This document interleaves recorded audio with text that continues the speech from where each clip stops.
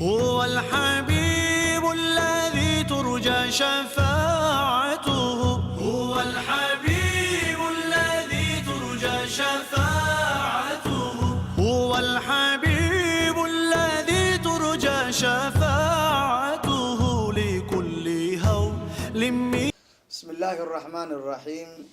إن الحمد لله نحمده ونستعينه ونستغفره ونستهديه ونعوذ بالله من شرور أنفسنا ومن سيئات أعمالنا. من يهد الله فلا مضل له ومن يضلل فلا هادي له. وأشهد أن لا إله إلا الله وحده لا شريك له وأشهد أن محمدا عبده ورسوله بلغ الرسالة وأدى الأمانة ونصح الأمة وجاهد في الله حق جهاده حتى أتاه اليقين. أما بعد، أحبتي في الله، السلام عليكم ورحمة الله وبركاته. إخواني مانتا إن شاء الله هدو إلهي نو سامحو وحان كهدلينا maadaama muxaadaradeeni horey usoo dhamaatay xogaho yar dadka walaalaha waxaa iga dalbadeen in qasiidadii oo sheekh cabdulle isxaaq uu tiriyey inaan meeshan kasoo bandhigo. إخواني horta sheekh cabdulle isxaaq yaa waay man huwa sheekh cabdulle isxaaq? qofkii ka imaaday koonfurta wuu yaqaanaa, waxay u yaqaanaan sheekh cabdulle isxaaq ay u yaqaanaan. waa wadaad oo caalim ah oo baar dheer meel ay ku duugiyeen koonfurta Soomaaliya. wuxuu wax ku soo bartay Ciraaq,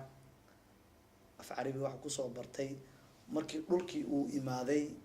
dadka marka wuxuu afkii oo ay ku hadlayaan ama sida mayga ama ayuu ugu sheegi jiray diinta. waayo markaas masaajidu wax ka akhrin jiray. marka qasiidooyinka asaga uu tiriyay waa qasiido waxa waaye oo musalsal waaye. aniga ma dhahayo waxaan ka bilaabayaa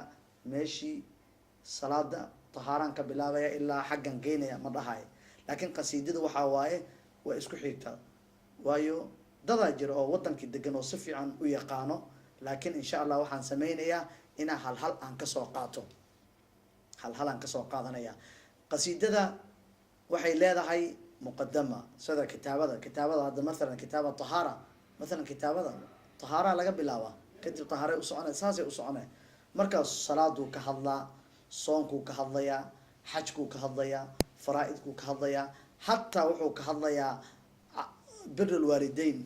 mawduuc kasta oo diinta ku soo aroray wuu ka hadli jiray. maadaama mawduucyadii marka saas uu ugu hadli jiray sheekha, hadda marka mawduuc iskuma xiijinaa. aniga maanta waxaan ka hadlaynaa salaad ma dhahayo ama soon ma dhahayo ama zaka ma dhahayo, laakiin waxaan sameynaa insha Allah hadduu ilaahay idmo inaan kasoo qaato hal inaan kasoo qaato, meel inaan kasoo qaato. mar wadaadku wuxuu ku hadli jiray siirada nabiga calayhi salaatu wasalaam uu soo qaadan jiray. waayo siirada waxay ku baxdaa kitaabaday ku qoran tahay, iskooladka lagu soo qaatay. dadka ilmaha yaryar oo hadda ibtidaa'iga haddaan weydiiso nabiga intuu ku dhashtay wuu ku sheegaa makuu ku dhashtay, nabiga madiina lagu duugay, waxaasoo dhan ilmaha. laakiin isaga markuu meeshuu joogay dadkii markaa wuxuu ugu sheegay afka mayga. haddaan ka bilaabno siirada nabiga, markuu siirada nabiga u daba socday muxuu dhahay? markuu bilaabay muxuu dhahay? nabigu markuu ka hadlay wuxuu dhahay aw shay abdulluwa ayowtitiisna aamino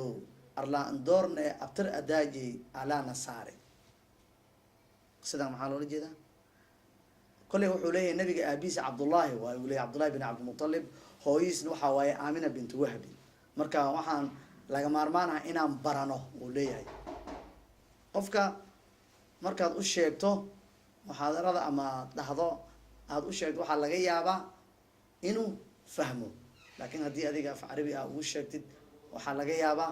in afkii carabigii ninkii macnaha uu fahmi waayo. dadkan waa taqaanaa qof markii luuqadiisa ama waxa uu fahmayo waxa looga sheego si fiican u dhageysanaya, saasuu leeyahay. marka asoo siirada nabiga uu ku jiro wuxuu leeyahay haddana mar labaad wuxuu dhahay gubulshay isgoowaay gushay litun iyo seduwaahe gubul samaashay geeri iyo naay godmadhaan u dhahay. gubul waa taqaanaa, gubul waxaa waaye gubulshay isgoowaay waa jismigiisu. nabiga jismigiisu wuu carfi jiray uu leeyahay. jismi nabiga calayhi salaatu wasalaam wuu carfi jiray. cimrigiisna wuxuu ahaa 63 uu leeyahay ilaa hadda waa dhintii nabiga calayhi salaatu wasalaam laakiin qabriga sidiisu uu jira uu leeyahay wuxuu daba socnaa ilaa xayi waay nabiga qabrigiisu ku jira amaanta nabiga markuu nabiga saas u amaanay marka tan saddexaad haddaan soo qaadano wuxuu leeyahay markuu ka hadlayo satar aroodis safar maseedaaw siidka maaye socdaalka seedii sahil la-aan soo salaami tan waxay daba socotaa al-israa wal-micraaj nabiga habeenka markii la dheelminayo satar waa yaa satar ay ka socotaa satar uu leeyahay satar aroodis satar waa ilaahay agtiis safar dhan ma tago ilaa nabiga wooye cinda sidrati lmuntaha ay daba socotaa habeenkii la dheelminayo ka sheekeynaya nabiga intuu tagay habeennimaduu soo laabtay habeenkii oo macnaha la dheelminayo muraaqatu nabiy markaasuu taasuu ka hadlaya waayo dadka haddii saas adiga ugu sheegtid wuu fahmaya satar aroodis marka waa lagu dikrin jiri satar aroodis safar maseedaw siidka maaye siidka waa nebiga waaye socdaalka seedi sahil la-aanu soo salaamay socod la-aan uu tagay habeenka intii la geeyey habeennimaduu soo noqday marka siirada nabiga isaga marka wuu ka hadlaa saas isdaba soconay marka halhala usoo qaadan jiray marka saasaan ku soconaynaa si macnaha anagana aan u fahno qasiidada marka qasiida oo diiniya waaye hadda insha allah maadaama hadda dhul carbeed aan joogno waxaan isku dayaynaa inaan af carabi aan u bedelno haddii la helayo qof emailku waa nagu soo diri karaa qof oo yaqaano qisada oo iyadoo dhan qeyb ah oo ay tahay dada laga yaabo hadday fiirsadaan filimkan inay arkaan ama muxaadaradan waxaan rabaa marka in iyada oo kulman ama iyada oo qeyb ah qeyba loo sameyn lahaa marka qisada odayga markuu saas usoo waday oo uu kasoo tagay marmar tawxiidku gala wuxuu leeyahay laa ilaaha ilaah kaleedow ma biyaalo ila allaho ilaah abookeen wiin maaye طبعا وفهميسان وحو ليهي لا إله كليدو ما بجرو إله ما بجرو إلا الله إله موي وليه إله كلا ما بجرو الله سبحانه وتعالى هو الواحد إله كلا مجرو ليه كليس لي عابدينا وليه إله كلا ما مجرو من مر توحيدنا وكهضليا دنكستو من مر أوصل ليحنو حق الصلاة وذاتك الصلاة وأوصل ليحدي وايو مساجدك وإيمانه وذاتك wuxuu arkayaa dadkii oo markii la dukanayo oo salaad gab ay leeyihiin oo hataa aad u maleynaysaa sidii dooro amal asaga markuu arko sidiisba qisada goormay ka soo baxdaa waa markuu salaad uu arko dadka inay haleynayaan isla markii mambarku istaaga uu akhrin jiray salaad markuu ka hadlayo muxuu dhahay dugow salaadeed dugow dameereed ay luweelnay markii dugaanaan doonka akaantiis ka dadaalay dugow salaadeed markii la dugayo salaada dugow salaadeed dugow dameer sida dameerka biyaha cabay amal yaa loo sujuudin u leeyahay markii dugaanan oo anaga aan saas aan dhahayno jilbahan qabsanayn doonka akaantiis ka dadaalay macnaha saas waxaa la rabaa inaa u istaagtid koobkii biyaha inta lagaa saaro waxaa la rabaa inuu saas u taagnaado salaad markuu ka hadlayo ilaa ka salaad wuxuu leeyahay dugow salaadeed dugow dameereed ay luweelnay markii dugaanaan doonka akaantiis ka dadaalin salaadii wuxuu ka hadlaya iyo safafka nabiga calayhi salaatu wasalaam sawu sufuufakum fa ina tasri min tamaami salaa uu leeyahay waxaa la rabaa markaas sida nabiga uu sheegay in safka macnaha oo saas loo sifo waayo dadka hadday maqlaan way isdejin jireen mar asoo haddana guriga uu joogo odayga wuxuu arkay adinkii oo dhacay oo laga tagay dada adinka dhacay adinka maba maqlayn maruu ka hadlaya wuxuu yidhi aadanka weeraaw aadanka waa taqaana adinka waay allahu akbar waay aadanka weeraaw aloolka jiifow ayuu aawkey imaan maleegi awkaa bahaado aasinimadiis makin adaana wuri allahu akbar allahu akbar allahu akbar allahu akbar alle wuu iska jiifaa markaasuu leeyay kaas hataa ayadoo aadanka weeraay aadanku yeeraay wuu maqlaa soo aadankii soo adinka uu maqlaay oo wuxuu leeyahay wuu jiifaa kaas wuxuu leeyahay inuu yahay aabbaha hataa caasi inuuna caasi waayo u leeyahay caasinimadiis waa ku caddaatay caasi waayo nin adinka maqlaay qisooyinkiis maanta dhankas wuu ka taabanayaa mar wuxuu leeyahay jamaac salaadeed jamaacad markuu ka hadlayo masaajidka jamaacada nafteeda jamaac salaadeed jamaaca waahay jaal insaanen jamaaca diidkii jidkii rasuulkiiya ku jeesidi uu yidhi nabiga ama wuxuu daba socdaa xadiisku uu leeyahay xadiisku uu dhahay nabiga calayhi salaatu wasalaam walow yaclamuuna maa fi nnidaai wasafi alawal uma lam yajiduu ilaa an yastahimuu xadiidkaasuu daba socdaa hadday ogaan lahaayeen jameecada nabiga alayh salatu salaam muxuu dhahay jameecada waxay ka fadli badan tahay qofka gurigiis uu ku dugto 27 daraja ay ka fadli badan tahay markaasu wuxuu leeyahay jamaacada ha loo tago jamaacada waxaa waaye jamaac salaadeed jeel aan u tagno wili maadaama jamaacada ay tahay jamaacada nabiga calayhi salaatu wasalaam uu amaanay hala tago asaa dhahay jamaacada uu ka hadlayo mar wuxuu ka hadlayaa xagga salaada wuu ka hadlay wuxuu kasoo hadlay siirada nebiguu kasoo hadlay mar wuxuu kasoo hadlayaa sakaraatulmowti qofka markuu dhimanayo mar wuxuu leeyahay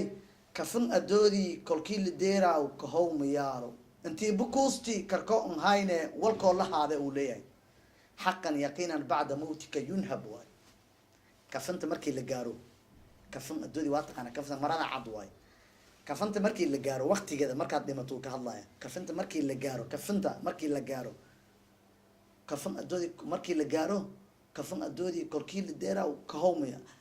kicitaan ma jiro uu leeyahay markaad kafinta hal mar haddii oo waltafat isaaqu bisaaqi ilaa rabbika yawma idin ilmasaaq markay dhacdo